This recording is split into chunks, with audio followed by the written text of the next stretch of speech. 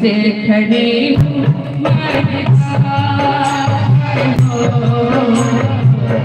कब से खड़ी हूँ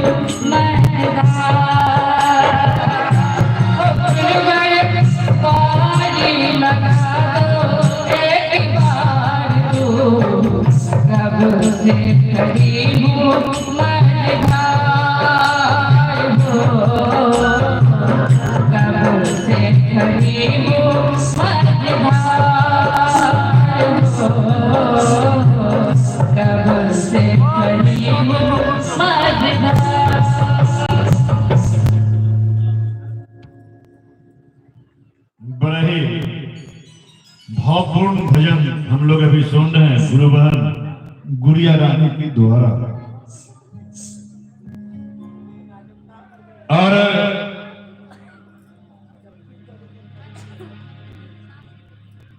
इसी भाव को आगे बढ़ाते हुए प्यारा सा भजन सुनते हैं हम लोग पुनः गुड़िया रानी के द्वारा।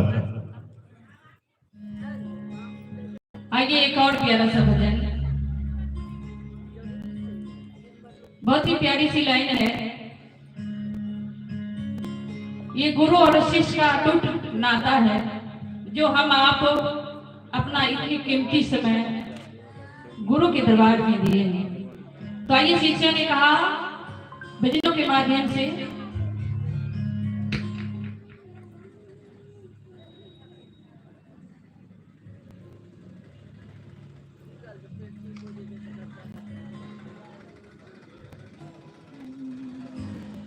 ये कहते हैं, गुरु नाम की दीवानी गुरु भरे को ढूंढती हूँ। आज जगत गुरु महादेव से सच्ची लगी है, सच्ची मोहब्बत हुई अपने गुरु से, सच्ची दीवानगी है, तभी तो आज गुरु के दरबार में हम सभी भाई बन रहे हैं। इसीलिए कहा जाता है शिव नाम की दीवानी गुरु पर को ढूंढती हूँ। गुरु नाम की दीवानी गुरु से तो ढूंढती हूँ। हम सब शीश है तुम्हारे चरण ढूंढती हूँ। गुरु नाम की दीवानी गुरु घर तो ढूंढती हूँ।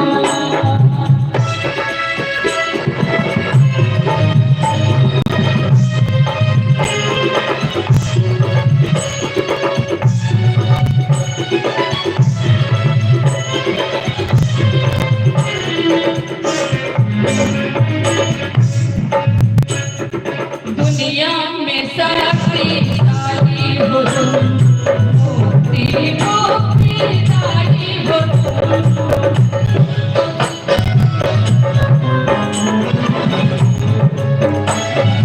दुनिया में सबसे सारी हो मोती मोती सारी हो। तेरा नाम तरफ तरफ करे, तेरा नाम तरफ तरफ करे। गुरु करे तो ढूंढती हूँ। शिव नाम की दीवानी गुरु करे तो ढूंढती हूँ।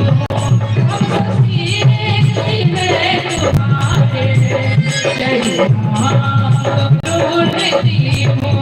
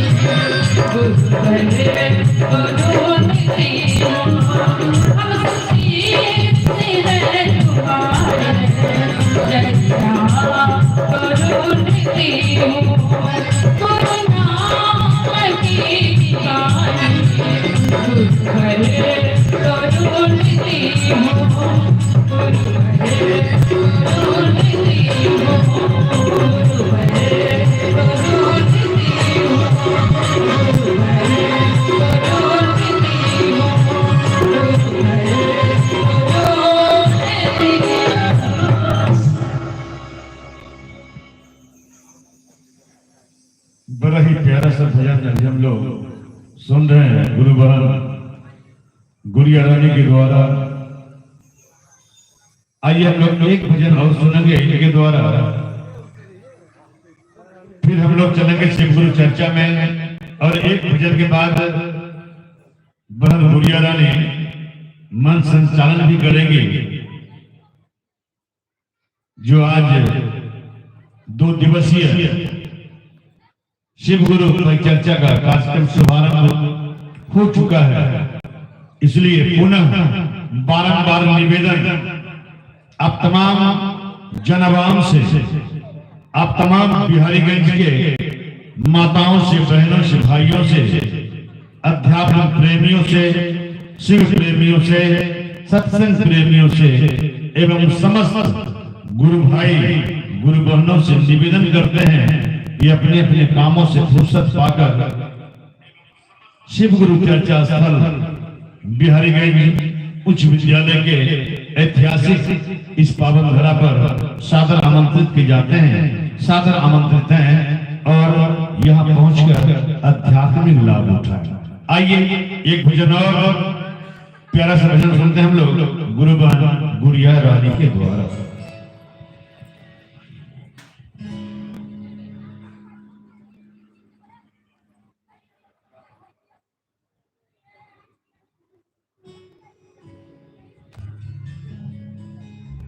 आइए एक और प्यारा सा भजन गुरु के चरणों में समर्पित है।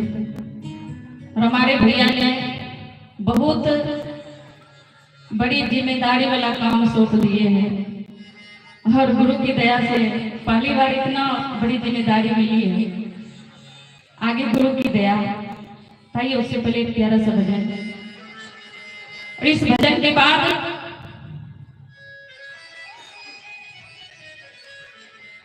इस भजन के बाद चलेंगे हम लोग मूल उद्देश्य शिव गुरु परिचर्चा की ओर, क्योंकि गुरु के बारे में बातें करनी ये हम लोगों का मेन उद्देश्य है, शिव गुरु परिचर्चा। तो इस भजन के बाद शिव गुरु परिचर्चा लेकर आएंगे बड़े भैया हमारे मुन्ना जी, जो रानी पत्रा से चल के आपके इस पावन नगरी बिहारीगंज में आए हैं। इस भजन के बाद बड़े भैया मुन्ना भैया से सुनेंगे हम लोग गुरु संदर्भित विचार को। तो आइए प्यारा सा भजन कहते हैं। एक शिष्य अपने गुरु से फरियाद बारंबार करते हैं, बारंबार अर्जी करते हैं। वो कहते हैं ना कि कहना दिल की बात उसी से चाहिए जो सुने, जो माने, जो समझे। और गुरु अपने शिष्यों का हर पल बात मानते हैं, सुनते भी हैं और दया करते भी हैं। तो शिष्यों ने बड़ी प्यारी सी लाइन कहा अपने गुरु से, कहते हैं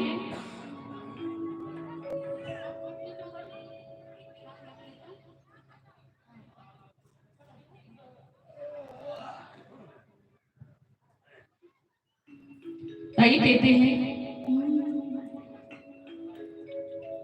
मुझे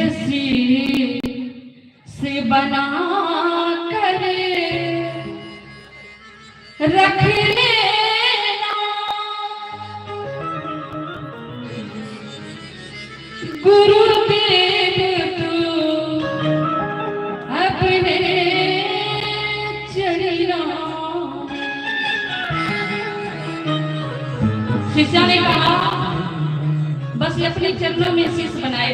गुरु शिष्य का जो नाता है इसको बरकरार रखिए।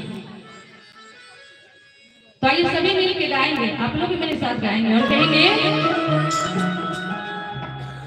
मुझे शीश बना कर रख लेना, मुझे शीश बना कर रख लेना, गुरुदेव तू अपने चरणों में मुझे शीश बना कर रख लेना, मुझे शीश बना कर रख लेना, महादेव तू अपने चरणों में मुझे रास बना कर रख लेना, महादेव तू अपने चरणों में, गुरुदेव तू अपने चरणों में, महादेव तू अपने चरणों में, गुरुदेव तू अपने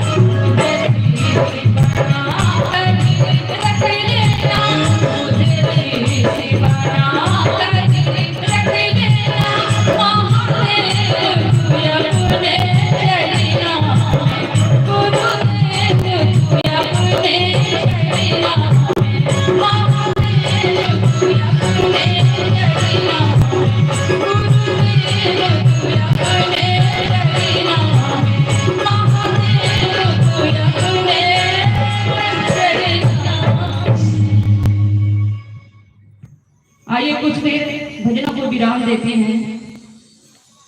और पहले ही घोषणा के मुताबिक मैं आग्रह करूंगी बड़े भैया मुन्ना भैया से कि आप शिव गुरु मंच तक आए। और बड़े भैया शिव गुरु मंच तक आ चुके हैं। इनसे सुनेंगे हम लोग गुरु संदर्भित विचारों को और हम सभी भाई बहन अपने गुरु शिव से रूबरू होंगे।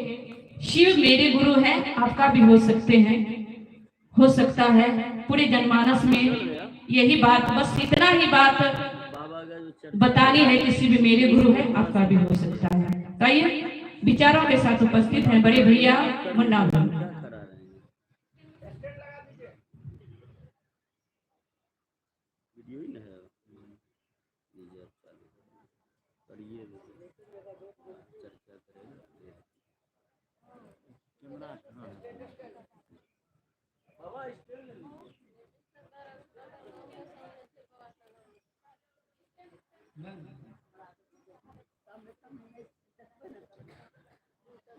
आदिनाथ महाकाल महेश्वर शिव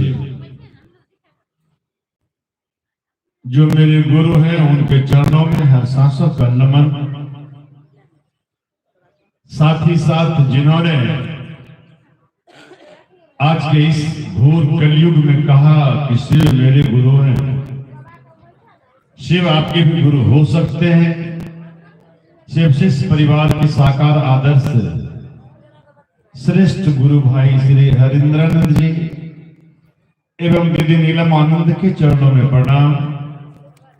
साथ ही साथ यहां पर उपस्थित जहां तक मेरी आवाज जा रही हो, आप तमाम अध्यात्म प्रेमियों को, शिव प्रेमियों को, सत्संग प्रेमियों को एवं समस्त गुरु भाई गुरु बहनों के चरणों में शिव शिष्य मुन्ना का प्रणाम स्वीकार हो।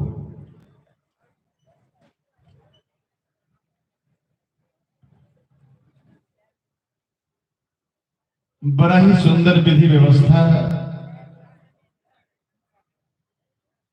बड़ा ही प्यार भरा व्यवस्था बिहारीगंज उच्च विद्यालय के प्रांगण में हमारे बिहारीगंज शिव शिष्य परिवार के गुरु भाई गुरु बहनों के द्वारा यह कार्यक्रम आयोजित विगत 24 वर्ष से, और हम लोग 25वां वर्ष में प्रवेश किए।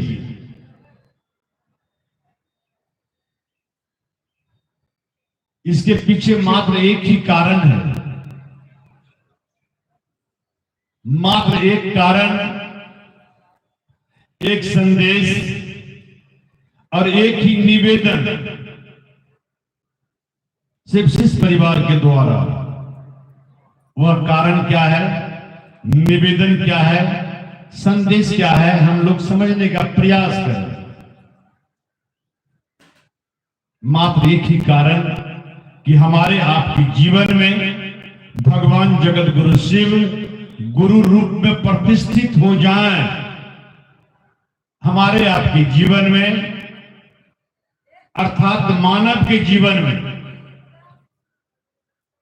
गुरु रूप में अवस्थित हो जाएं। मात्र एक ही संदेश, एक ही उद्देश्य और एक ही कारण कि जिनके जीवन में गुरु नहीं, उनका जीवन शुरू नहीं।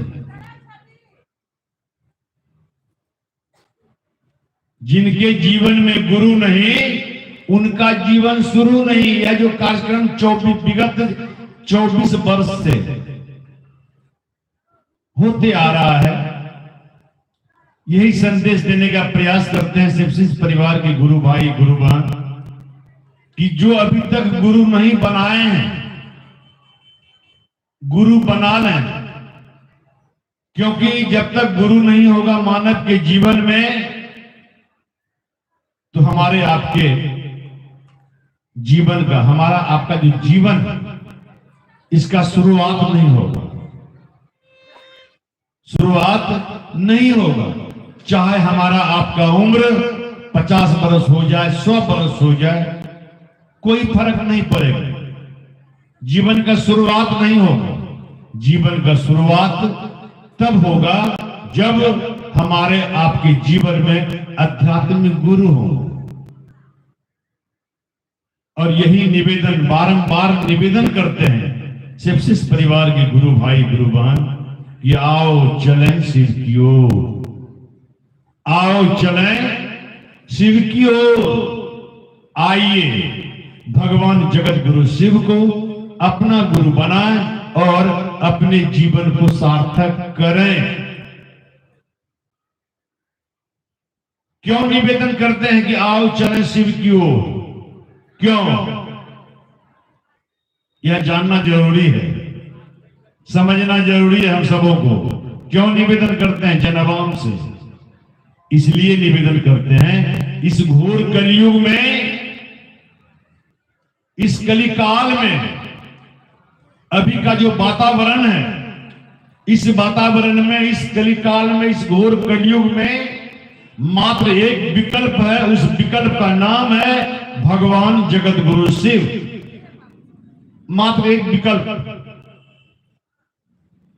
इसीलिए हम सेप्सिस परिवार निवेदन करते हैं भगवान शिव को अपना गुरु बनाएं और अपने जीवन को सार्थक करें। क्यों निवेदन करते हैं कि आओ चलें शिव की ओर? हम लोग याद करिए महान संत कबीरदास जी के पंक्ति को याद करिए। उन्होंने लिखा, बड़ा ही सुंदर शब्द लिखा कि चलती चक्की देख के दिया कबीरा रोज। हम लोग पढ़ते जरूर हैं, पेपर में एक न्यूज सुना था, हमने पढ़ा था कि किताब को पढ़ने के साथ साथ लोगों को पढ़िए। किताब को पढ़ने के साथ साथ लोगों को भी पढ़िए। इसका मतलब दिया था सारांश, यदि आप किताब के द्वारा ज्ञान प्राप्त करते हैं तो लोगों को पढ़ने के बाद क्या होगा? व्यवहारिक ज्ञान प्राप्त होगा। हम आप जो चलते हैं अपने परिवार समाज में, उसका ज्ञान प्राप्त होगा, अर्थात व्यवहारिक ज्ञान होगा। तो हम लोग पढ़ते जरूर हैं, संत के वाणी को पढ़ते जरूर हैं, लेकिन हम लोग उसको समझने का प्रयास नहीं करते। समझना पड़ेगा, हमको बूझना पड़ेगा। इसी समझ के साथ हमने जो समझा, हमने जो बूझा, उसको रखने का प्रयास करते हैं अपने शब्दों के द्वारा। लिखा संतों ने कि चलती चक्की देख के दिया कबीरा रो,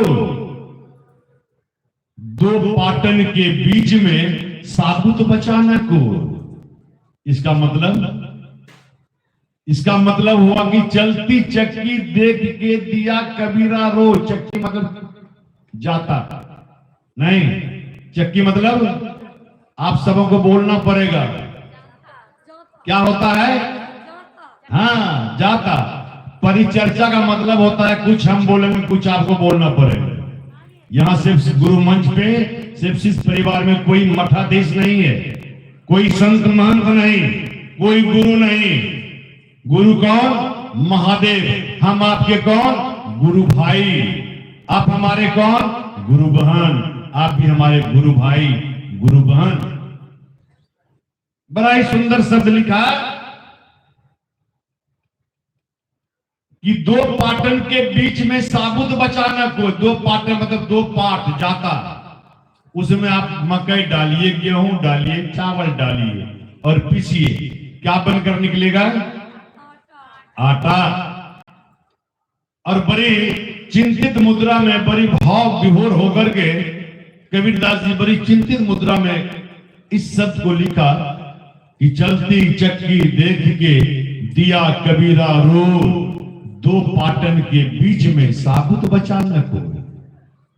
कुछ नहीं बचा, आटा बनकर निकल रहा, एक भी दाना नहीं बच रहा। लेकिन उनके बाद एक संत आए, ध्यान से सुनिए। उनके बाद एक संत आए और उस संत का नाम था क्या? कमाल। क्या नाम था? कमाल। उन्होंने क्या लिखा?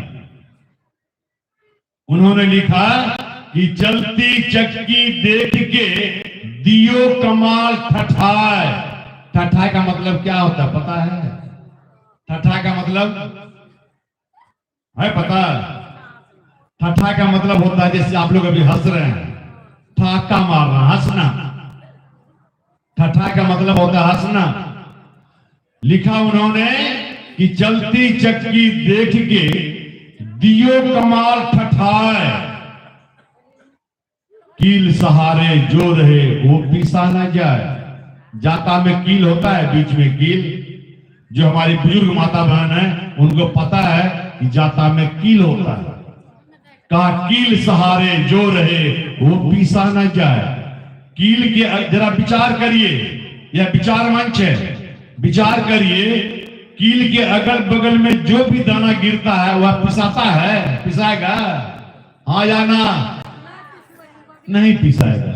इसलिए कहा कील सहारे जो रहे वो पिसा न जाए।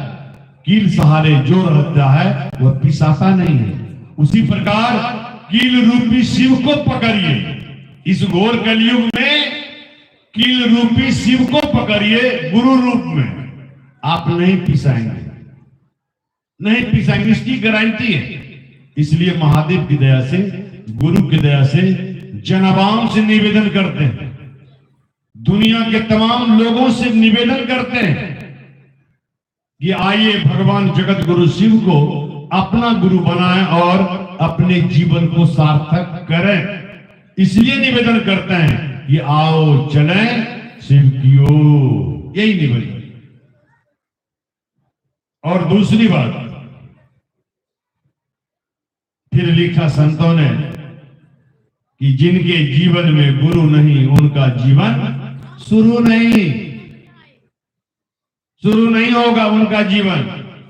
चाहे हमारा आपका उम्र 50 बरस 100 बरस क्यों नहीं हो जाए, जब तक गुरु नहीं होगा हमारे आपके जीवन में, अर्थात मानव के जीवन में गुरु नहीं होगा तो हमारे आपके जीवन का शुरुआत नहीं होगा। तो इस पर एक संतों ने लिखा, क्या लिखा? एक छोटा सा उदाहरण देने का प्रयास करते हैं कि एक गांव में एक महात्मा जी आए और किन्हीं के दरवाजे पर जाकर के आवाज देते हैं, कोई है घर में? 3-4 मरतब आवाज दिए महात्मा जी। संजोग बस उस घर से एक नई नवेली दुल्हन निकली, लड़की निकली। नई शादी हुई थी, नई नवेली दुल्हन निकली घर से और महात्मा जी से पूछती है, क्या बात है बाबा? महात्मा जी कह रहे कि बेटी, हम तुम्हारे पास आए हैं भिक्षाटन के लिए, कुछ मुझको भिक्षा मिलेगा? भिक्षाटन के लिए आए। लड़की कह रही कि बाबा बैठिए। बड़ी प्यार से लड़की बोली, बाबा बैठिए। महात्मा जी बैठे और वह लड़की घर के अंदर गई और एक थाली में कुछ अनाज डालकर और कुछ पैसा डालकर महात्मा जी को देती। महात्मा जी रख लेते हैं। महात्मा जी रख लिए। जरा ध्यान से सुनिएगा, बार बार निवेदन करते हैं ध्यान से। क्यों पता है क्यों निवेदन करते हैं? इसके पीछे भी कारण है। कहा ऐसा मौका फिर ना मिली दोबारा। ऐसा मौका मिलेगा फिर। आज क्या तारीख है? आज क्या तारीख है? 31 दिसंबर 2024। कल लिखेंगे इसको? नहीं लिखेंगे। इसलिए कहा ऐसा मौका फिर ना मिली दोबारा। ध्यान से सुनने का इसलिए निवेदन करते हैं कि यह मौका फिर नहीं मिलेगा। क्यों नहीं मिलेगा? इसके पीछे भी कारण है। कहा हर कारण के पीछे कारण छिपा हुआ रहता है। क्या कारण है? लिखा संतों ने कि जिंदगी के कौन वा ठिकान की बोले बोले ना बोले। जिंदगी के कौन वा ठिकान कि बोले बोले ना बोले, नाचिने बुढ़वा जवान की बोले बोले ना बोले। जिंदगी का कोई ठिकाना नहीं, और जितना देर हम सबों को भगवान समय दिए हैं, इसका उपयोग कर लें, भगवान का भजन कर लें, भगवान को नमन कर लें, अपने गुरु को याद कर लें, यही साथ जाएगा। तो लड़की क्या की, सामान दे दिया, भिक्षा दे दिया महात्मा जी को। महात्मा जी रख लिए, और उनके मन में कुछ जिज्ञासा हुआ। महात्मा जी के मन में महात्मा जी पूछते हैं, बेटी तुमसे कुछ सवाल पूछे हैं। कहा बाबा पूछिए। महात्मा जी पहला सवाल पूछ रहे हैं, ध्यान से सुनिएगा। पहला सवाल कि बेटी तुम्हारा उम्र अभी कितना हो रहा है। महात्मा जी पूछ रहे हैं कि बेटी तुम्हारा उम्र अभी कितना हो रहा है। लड़की हाथ जोड़कर कह रही है, बाबा मेरा उम्र 6 महीना है। लड़की कह रही है कि मेरा उम्र बाबा 6 महीना। महात्मा जी विचार करने लगे, एक शादीशुदा लड़की है और कह रही कि मेरा उम्र 6 महीना, लगता है कोई जरूर कोई बात। कहा बेटी एक सवाल और पूछते हैं। कहा पूछिए। कहा पति है। पति? बोला हाँ पति है। तुम्हारे पति का उम्र अभी कितना हो रहा होगा। फिर लड़की हाथ जोड़कर कहती है, बाबा वो हमारे पति हैं। जहां तक उम्र का बात है, मेरे पति का जन्म भी नहीं हुआ है। आप उम्र की बात करते हैं, मेरे पति का जन्म नहीं हुआ है। महात्मा जी विचार करने लगे मन ही मन। एक तरफ कह रही है लड़की पति है भी, और कह रही है कि जन्म नहीं हुआ है, जरूर कोई बात है लगता है। कहा एक महात्मा जी कहे, बेटी एक अंतिम सवाल और पूछते हैं। क्या पूछिए। पूछते हैं महात्मा जी, सासू मां है। बोली हाँ सासू मां है। तुम्हारे सासू मां का उम्र भी कितना होता होगा। फिर लड़की हाथ जोड़कर कह रही है, बाबा उम्र का क्या पूछते हैं, मेरी सासू मां का जन्म होने वाला है, जन्म हुआ नहीं है। मेरी सासू मां का जन्म होने वाला है। महात्मा जी बड़ी विचार में फंस गए। 1 मिनट के बाद लंबा सांस लेने के बाद महात्मा जी फिर से कह रहे हैं कि बेटी तुम जो जवाब दिया, तुम्हारे इस जवाब से हम संतुष्ट नहीं हो पाए या हम समझ नहीं पाए। इसको जरा बढ़िया से समझाओ, इसको जरा बढ़िया से समझाओ। अब देखिए लड़की समझा के बता रही है, ध्यान से सुनिए। पहला सवाल क्या था, बोलिए आप। पहला सवाल क्या था? पहला सवाल क्या था माता बहन? हाँ उम्र के बारे में। इसलिए बोलते हैं बार बार ध्यान से सुनिए। सत्संग में आए हम लोग, शिवगुरु चर्चा का मतलब होता है सत्संग का। सत्संग में आने का लाभ, सत्संग में बैठने का लाभ हम सबों को तब मिलेगा जब अपने मन और चित्त को एकाग्र करके सुनने का प्रयास करेंगे, तो यहां आने का लाभ मिलेगा। नहीं तो क्या होगा पता है? क्या होगा? कहां गेलो कतो नहीं की पहला। हम जो आए हैं रानी पत्रा पूर्णिया से, क्या बोल के आए अपने घर से? क्या बोल के आए? जा रहे हैं शिवगुरु महोत्सव में, शिवगुरु चर्चा में। पूरा मेरा मन, मेरा मस्तिष्क वहां केंद्रित है। कहां जा रहे हैं? शिवगुरु चर्चा में जा रहे हैं। यहां शिवगुरु चर्चा में जो आए हैं उसका लाभ लेना पड़ेगा ना। उसका लाभ जब तक नहीं लेंगे, आप जो घर जाएंगे आपसे लोग सवाल पूछेगा, क्या जवाब देंगे? इसलिए निवेदन करते हैं ध्यान से सुनिए। अब देखिए लड़की समझा के बता रही है कि बाबा मेरा उम्र 6 महीना। महात्मा जी कह रहे तुम्हारा उम्र 6 महीना कैसे? लड़की बता रही है, बाबा हमने सुना है, हमने सुना है संतों के द्वारा, गुरुजनों के द्वारा, समाज के द्वारा, अपने परिवार के द्वारा हमने सुना है कि जिनके जीवन में गुरु नहीं उनका जीवन शुरू नहीं। हमने सुना। इसलिए बाबा हम अपने जीवन में देवादिदेव महादेव को अपना गुरु बनाए हैं, अपना गुरु माने हैं और अपने नामों की घोषणा कराए हैं 6 महीना पहले। अपने नामों की घोषणा कराए हैं 6 महीना पहले। हम अपने जीवन में जगत गुरु भगवान शिव को अपना गुरु बनाया है बाबा। इसलिए आध्यात्मिक दृष्टिकोण से मेरा उम्र 6 महीना। महात्मा जी टिक लगा दिए, बिल्कुल सही बात, बिल्कुल सत्य बात बता रही है। तो चलो इस बात को तो हम मान ली। दूसरा सवाल का जवाब दे रही है, कह रही है कि बाबा वो हमारे पति हैं, लेकिन आध्यात्मिक दृष्टिकोण से मेरे पति का जन्म नहीं हुआ है। क्यों? नित्य हम अपने पति देव को समझाने बुझाने का प्रयास करते हैं। हे आप भी महादेव को गुरु बना लीजिए, देवादिदेव महादेव को गुरु बना लीजिए। मात्र 3 सूत्र करना पड़ता है, 3 सूत्र को अपने जीवन में उतारना पड़ता है। तीनों सूत्र को जीवन में उतार के अपने जीवन को सार्थक कर लीजिए ना। दोनों आदमी मिलकर आरती करेंगे, दोनों आदमी मिलकर नमन करेंगे, दोनों आदमी मिलकर विचार करेंगे, गुरु संदर्भित विचारों का आदान प्रदान करेंगे। हे महादेव को गुरु बना लीजिए। बाबा महादेव को क्या, वो किन्हीं को गुरु नहीं बनाए हैं अभी तक।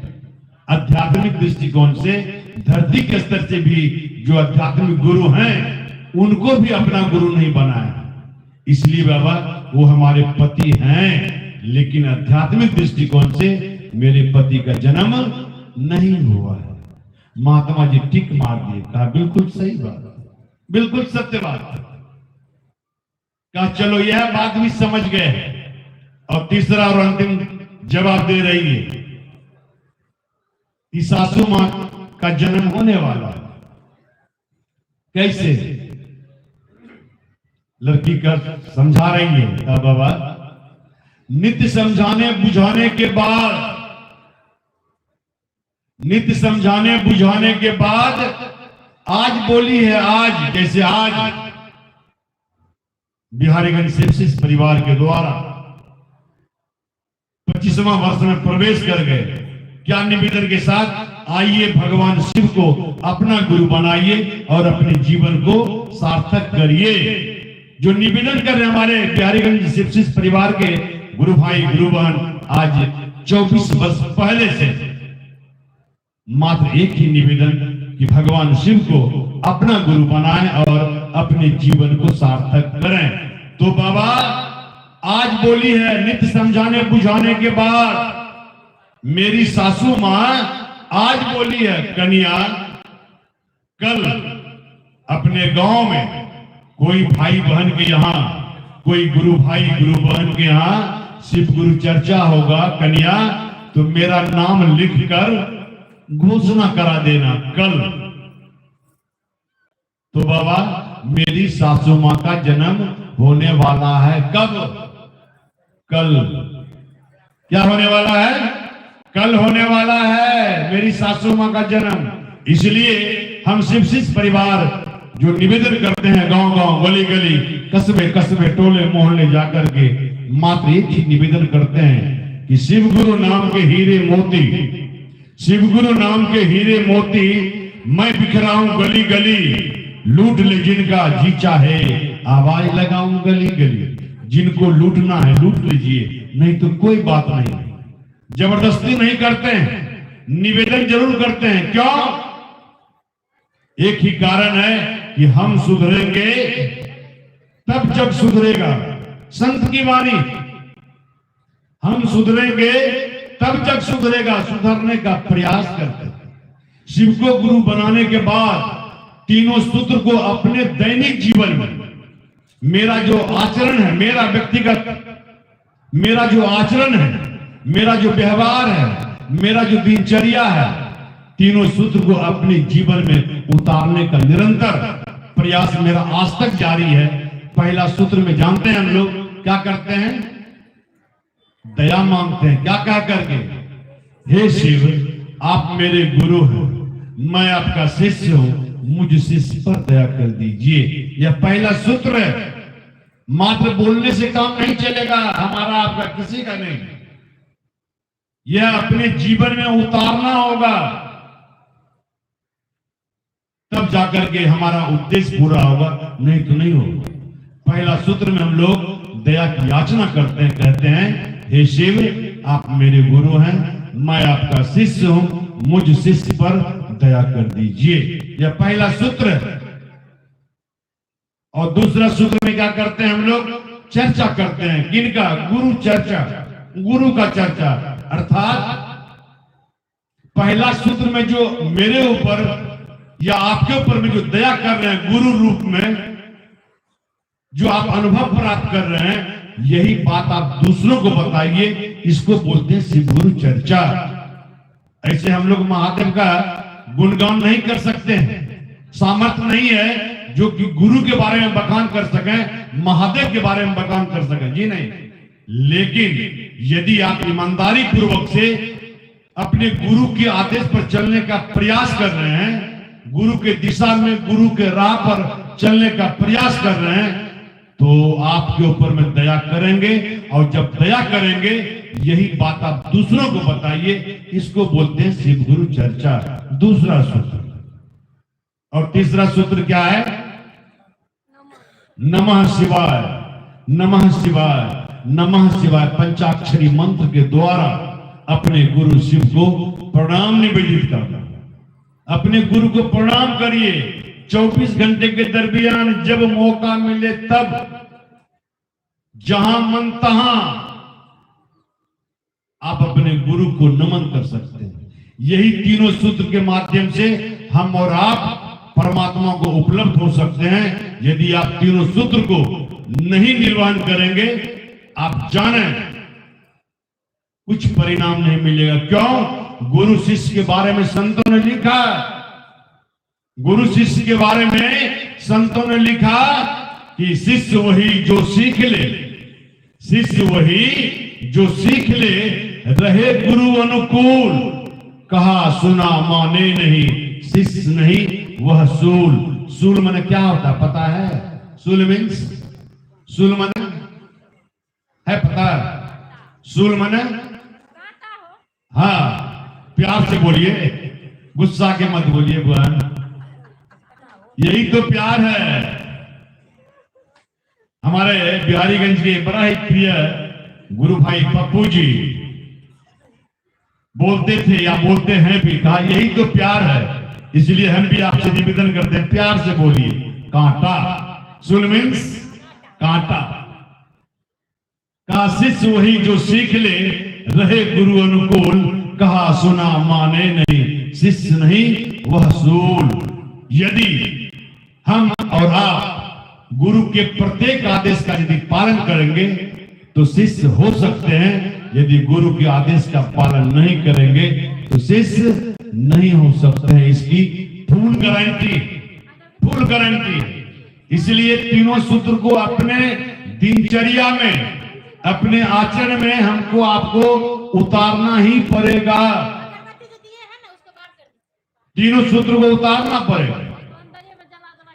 तो महादेव की दया से इसी निवेदन के साथ निवेदन करते हैं, बारंबार निवेदन करते हैं, बारंबार। और भी हमारे बीच गुरु भाई गुरु बहन उपस्थित हैं यहाँ शिव गुरु परिचर्चा में, जो दूर दराज से चलकर आए हैं, अपने विचारों के माध्यम से, शिव गुरु भजन के माध्यम से निवेदन करने के लिए उपस्थित है कि आओ चलें शिव की ओर। मात्र एक विकल्प, एक संदेश, एक निवेदन के साथ निवेदन करते हैं कि भगवान शिव को अपना गुरु बनाएं और अपने जीवन को सार्थक करें।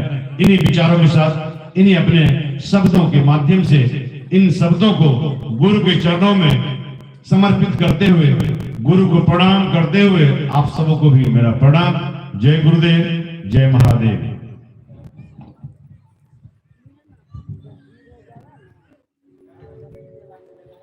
ये भी हम लोग बड़े बड़े अमुना भैया से बहुत ही अच्छे अच्छे बातों को सुने, और सिर्फ सुने ही नहीं, सुनना नहीं है, अपने जीवन में उतारना भी है, सुन के अमल करना है। और बस इस बात का मानता है कि इस जीवन में गुरु कितना जरूरी है। बिना गुरु का ज्ञान मिलता नहीं है।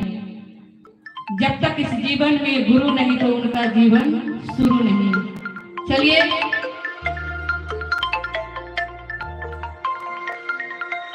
चर्चा को विराम देते हुए चलते हैं भजनों की दौड़ में, और भजन के उपस्थित हो रहे हैं बड़े भैया संतोष भैया, उनसे हम सुनेंगे एक भजन।